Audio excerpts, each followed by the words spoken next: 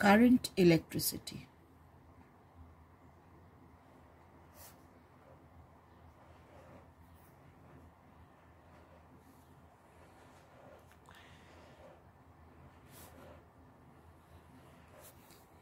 Now in current electricity, in class 9 and 10, you have come across three terms.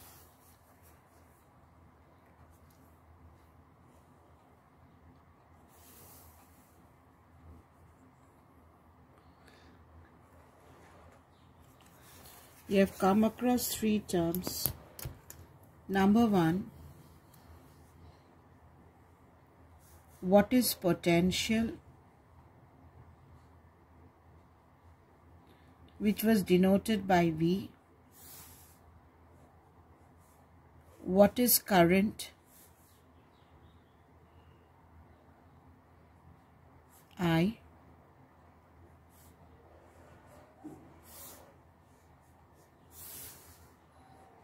And what is resistance, R. Now if you remember, potential had two terms. One is potential at a point,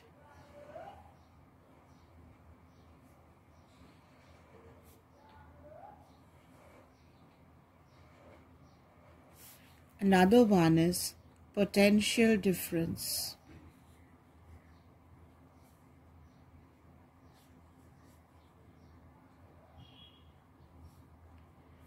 Now what is potential at a point? If you have an electric field, then potential at a point A is the work done in bringing +1 coulomb charge from infinity to that point. So potential at a point P is V. It is the work done to bring unit charge, work done per unit charge, whose unit is joule per coulomb, which is known as volt. And what is potential difference, if you remember? This is an electric field. Potential difference between 2 points in an electric field is the work done in bringing +1 coulomb charge from one point to the other point. Now what is current? Current is rate of flow of charge. It was rate of flow of charge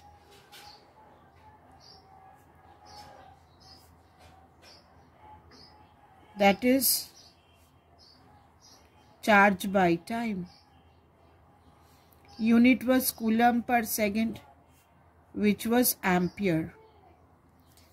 Now, what is resistance? Unit symbol of resistance was this. If you had a wire of length L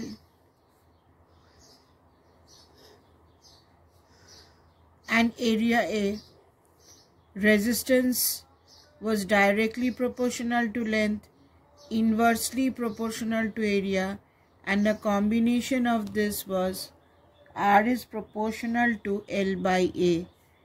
And if you had an equal to sign, there was specific resistance. Rho L by A was the resistance. This rho was known as specific resistance or resistivity. This is just a recap of what you have learned in class 9 and 10. What was this specific resistance? Here, if the length of the wire is 1, area is 1, then R is equal to rho into 1 by 1. Therefore, specific resistance is equal to the resistance offered by a wire of unit length and unit cross-sectional area. If this wire has unit length and unit area, then specific resistivity and resistance will be the same. Now what was the unit of resistance? Unit of resistance was ohm. Unit of resistance was ohm. Now resistance dependent on R depend on one is length L,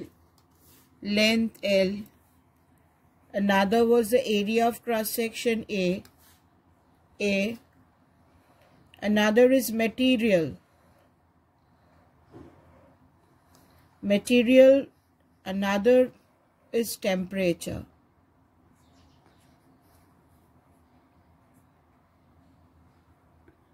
Why? Because these two factors affect rho. Resistivity depends on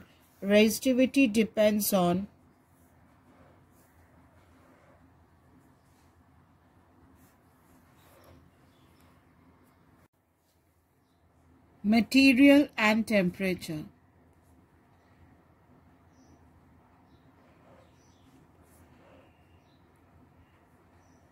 Resistivity depends on material and temperature.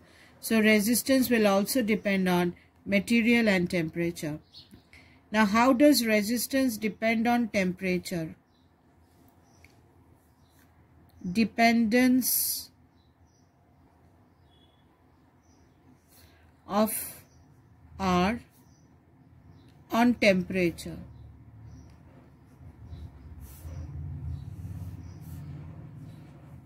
Now here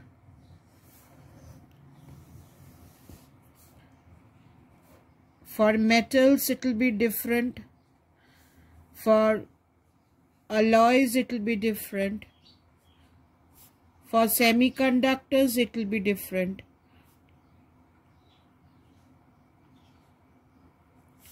and for superconductors it will be different.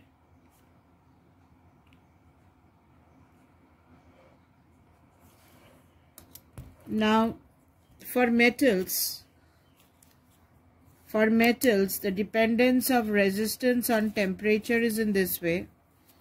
If you plot the graphs,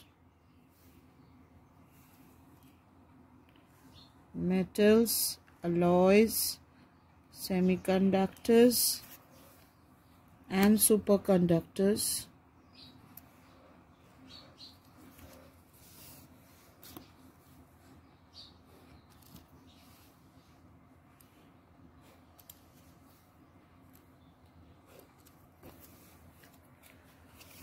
So if this is, if you plot resistance along the y-axis,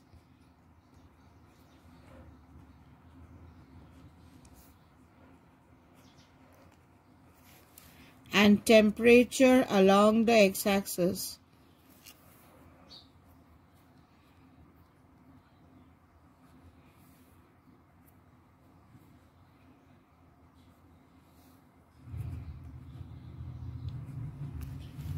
then for metals, as temperature increases, resistance will increase. As temperature increases, resistance will increase. For alloys, as temperature increases, resistance almost remains constant. For semiconductors, as temperature increases, resistance decreases. For superconductors, at very low temperatures, resistance is 0. This is the part where it behaves as a superconductor, and then the temperature, then the resistance increases with increase in temperature. This is the normal part, and this part where the resistance is 0, this part, it is called a superconductor. Superconductor has resistance 0. It has resistance almost equal to 0 at very low temperatures. Now all this part you have learned in class 9 and 10, that for metals resistance increases with increase in temperature. There is a formula, RT is equal to R naught into 1 plus alpha T. Alpha is the temperature coefficient of resistance for metals. So as temperature increases, resistance increases. For alloys, as temperature increases, resistance remains constant. For semiconductor, as temperature increases, resistance decreases. And for superconductors, at very low temperature, the resistance is 0. Next, you have also studied in class 9 and 10 the relationship between V, I and R. If you remember, that was Ohm's law. Ohm's law said that if you have a resistance, ohmic resistance, and the potential difference between them is VA minus VB, then VA minus VB was IR. This was Ohm's law. So if the current is flowing through the resistance was I, then Ohm's law said VA minus VB equal to IR. Now we are going to start from how to derive Ohm's law. Drift velocity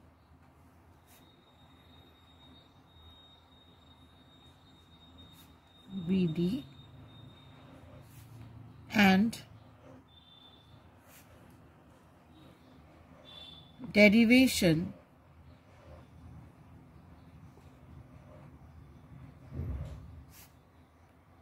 of Ohm's law.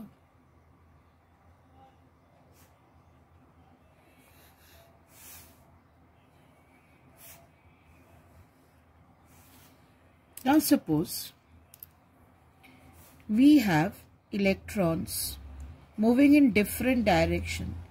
These are their thermal velocities,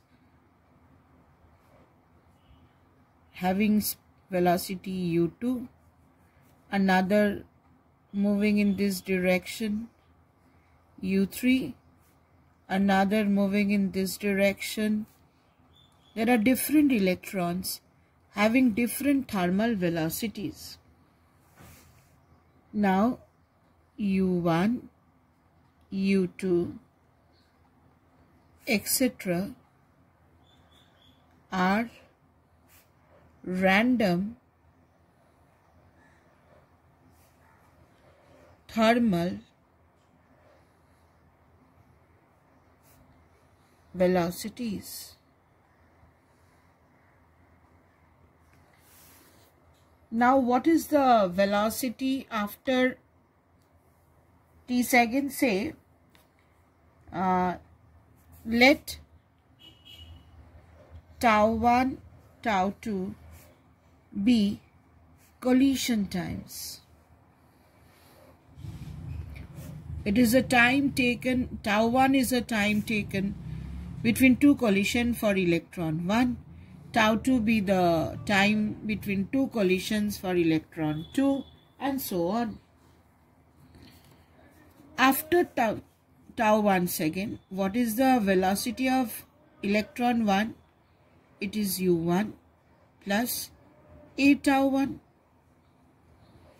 What is the velocity of electron 2? It is u2 plus a tau 2, and so on. So V nth electron will be un plus a tau n.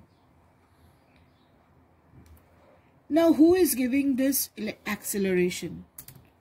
When the electrons start flowing, they are given an acceleration by an electric field E. Say we apply an electric field E in this direction. Field go from positive to negative. What is the force acting on the electron? QE. What is the acceleration? QE by m. If Q is an electron, then you can write acceleration as EE by m. And before the field is applied, then since the electrons are moving in all possible direction, the average of all the thermal velocities, if the average of all the thermal velocities are taken, then this average is 0. Due to thermal motion, this average will be 0 because electrons are moving in all possible directions. Now, if we add these equations, V1 plus V2, if you add, what will you get this? U1 plus U2 plus dot dot dot dot plus A tau 1 plus tau 2 plus dot dot dot dot.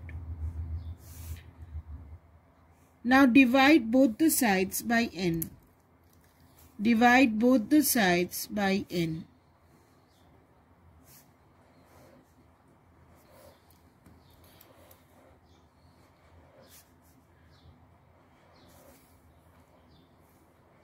Now this term just now we have seen is 0. Average thermal velocity is 0. And what is acceleration? Acceleration is E by m. And if you write it in a vector sign, then you will have a minus sign. Why? Because electrons will move to the positive end. Electrons will move to the positive end. So if you get an expression for the drift velocity, this average velocity we call it as drift velocity. This is equal to 0 plus acceleration into the average relaxation time. Now what is A? A is E by m. Acceleration is E by m into tau. Therefore, Vd becomes equal to E tau by m into E. This E tau by m is called mobility mu.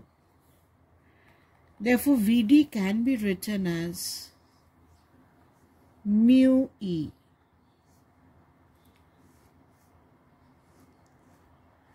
Vd can be written as mu E. Now here drift velocity can be defined as, it is if electric field is 1 volt per meter, then drift velocity is equal to mobility. So you can say mobility equal to drift velocity if the electric field applied to the electrons is unity, is 1 volt per meter. Now let us understand the physics behind it. Now what is this? Now when you have a conductor,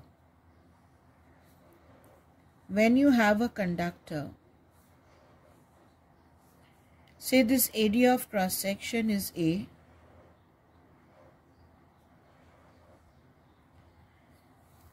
and if you consider number of electrons per unit volume as n,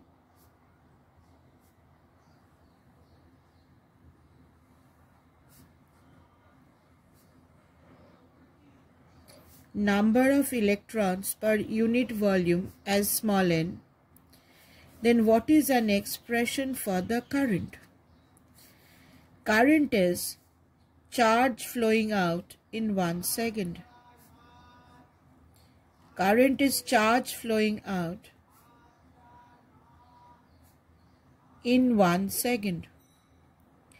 So if I consider a velocity length, a drift velocity length, then the electrons over here In 1 second they will come over here, and the electrons which are within this volume will move out in 1 second. And charge flowing out in 1 second is nothing but current. So what is the current over here? How many electrons are here? Number of electrons per unit volume is n. And what is this volume? Volume is area into velocity. Volume is area into velocity. And if you multiply with n, you get the total number of electrons over here. Number of electrons here is small n into volume. So number of electrons is small n into volume. So how many electrons are flowing out? Small n into the volume is the number of electrons flowing out, into charge is charge flowing out in 1 second, because v is the distance covered in 1 second. So electrons over here will move out in 1 second. What is the volume? A into v. So the formula for current is NAVE, N-A-V-E. Now when an electric field is applied, there is a force acting on the electron, EE. If Q is equal to E, force becomes EE. Now due to this force, there is an acceleration, and due to the acceleration, velocity increases. So if velocity increases, what can you say? Current goes on increasing. Now can current go on increase indefinitely? It is not possible. Current cannot go on increasing indefinitely. So what is wrong? Somewhere something is wrong. What we have taken, children, we have taken the force on the electron is EE. But as the electrons move, due to collision and friction, there is a retarding force which is called mv by tau. This is the retarding force acting on the electrons. We have neglected that. So a time will come, due to this force, the velocity will increase, and if velocity increases, this term will also increase. And a time will come when this force and this force will be equal and opposite, and when this resultant force will be zero. When the resultant force is zero, then velocity of the electrons becomes constant. And that constant velocity is called drift velocity. That particular velocity, when the two forces cancel, this is the accelerating force and this is the retarding force due to collision and other factors. When those two forces cancel each other, the electrons start moving with a constant velocity known as drift velocity. So when this happens, what happens? EE minus m. Velocity at that time is drift velocity is 0. So what is my drift velocity now? If you make this a subject of the formula, it is E tau by m into E. Same formula, children. E tau by m, what is it called? It is called mobility. So Vd equal to mu E.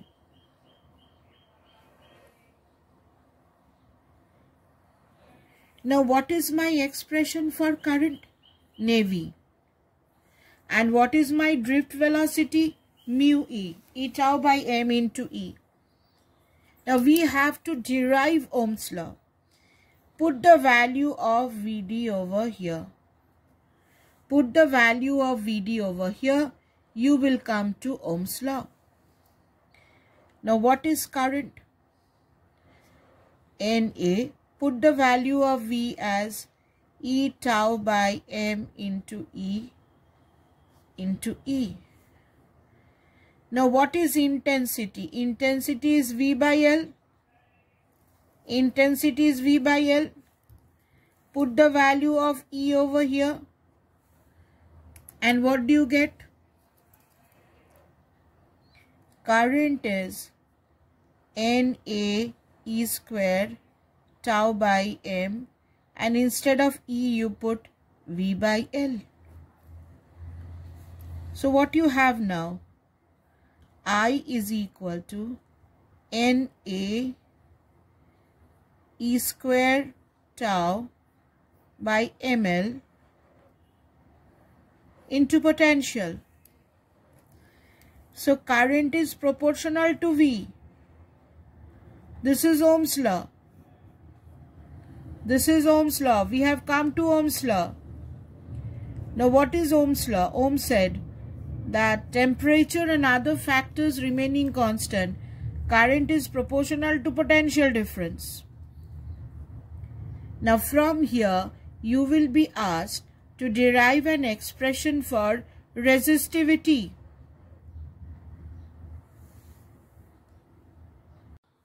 Now current is NA E square tau by ml. So this was Ohm's law.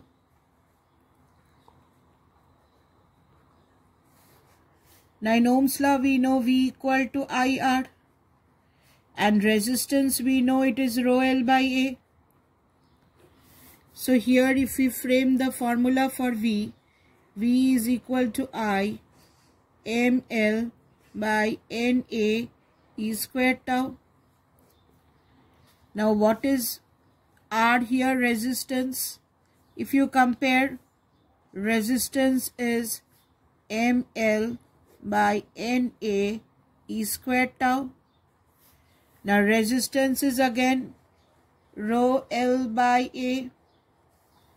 Now if you cancel, area cancels, L cancels. What is resistivity? M by N E square tau.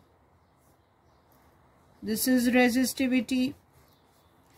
And if they ask you to find an expression for conductivity, what is conductivity? It is 1 by resistivity.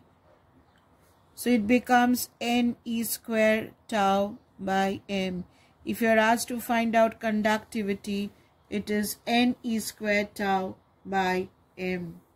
At times you are asked to write Ohm's law in vector form.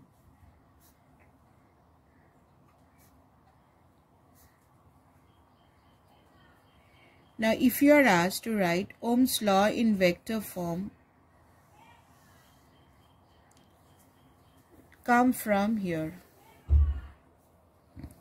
Now current is NA E square tau by M V by L.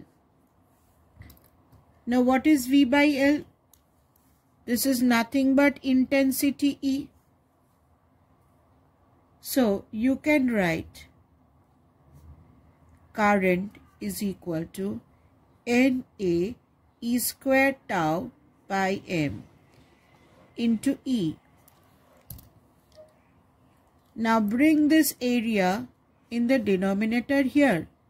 So you have I by A is equal to N E square tau by M into E. Now N E square tau is nothing but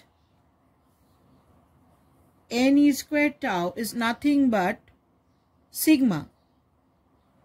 N E square tau is nothing but sigma, and I by A is nothing but current density. So you can write current density J is equal to sigma E.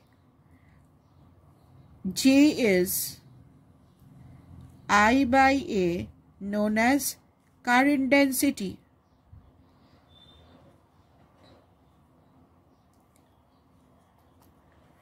In vector notations, we can write current density J is sigma E.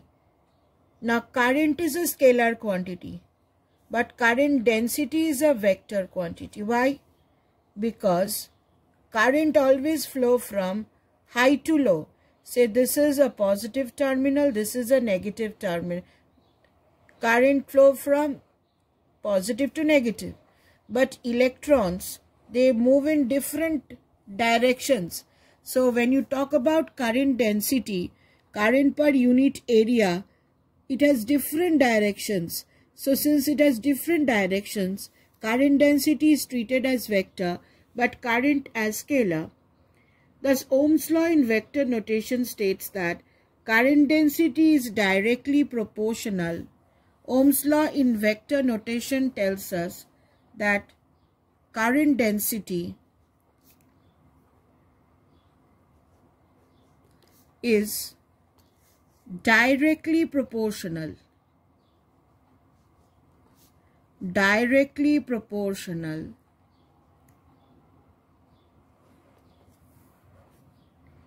to the applied field strength. To the applied field strength.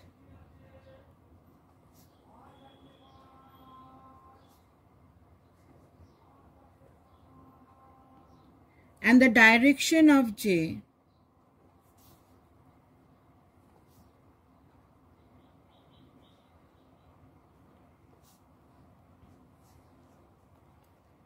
coincides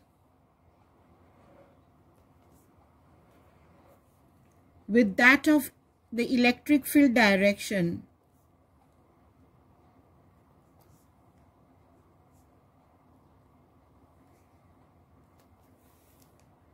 So in vector form we write J equal to sigma E.